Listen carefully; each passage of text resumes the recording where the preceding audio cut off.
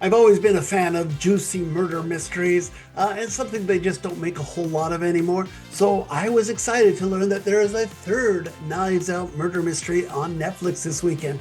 Hey everybody, I'm Sean McBride, the movie guy. Let's get into it. Let's talk about Wake Up Dead Man, a Knives Out mystery. To understand this case, you need to look at the myth that's being constructed. A man gives a sermon. He then, in plain sight of everyone, walks into a sealed concrete box. And 30 seconds later, that man is lying dead. A classic, impossible crime.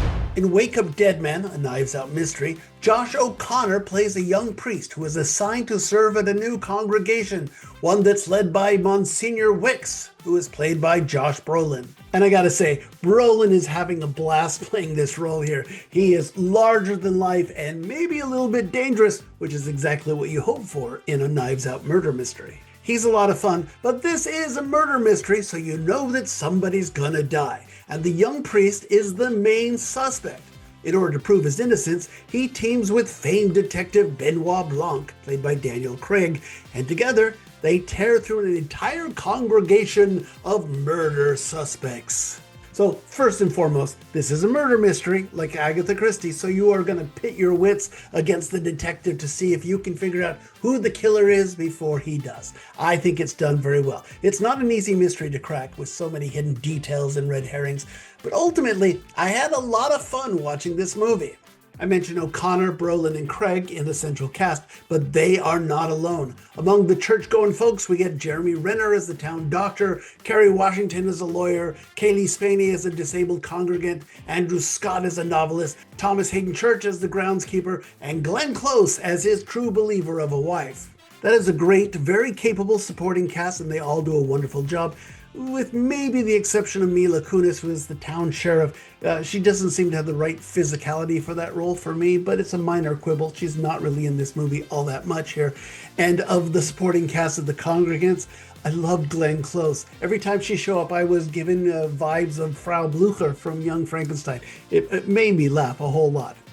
I was really impressed by this aspect of the movie. It was somewhat surprising. I mean, this is a story that recognizes the importance of religion in people's lives and the importance of the church, warts and all, and it shows us a man who's struggling with his faith and then has the ability to step back and let us watch the priest struggle, find his faith, find his goodness, find his peace once again.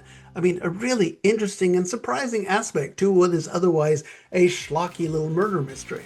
So apart from that surprising aspect of the film, I love that director Rian Johnson is a pro at keeping things moving along. This is a fast and breezy movie with a juicy murder plot and some wonderfully weird characters.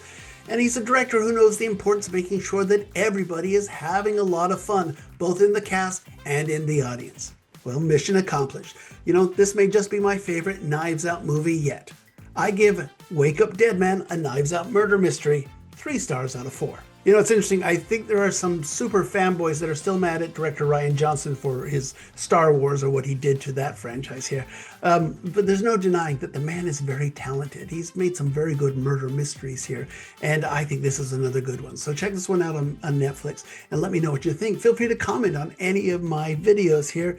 And once again, be sure you're a subscriber to my channel so that you'll always get my reviews just as soon as they drop. And subscribe to my podcast. It's called Two Movie Guys, and every week my friend Joe Fryer and I get together and we chat about all of the week's big new movies. We go into greater details. Just look for Two Movie Guys wherever you get your podcasts. Okay, so the other big movie out this week is the latest from James L. Brooks, who is a filmmaker that I quite like. So coming up next, we will talk about Ella McKay. See you then. Bye.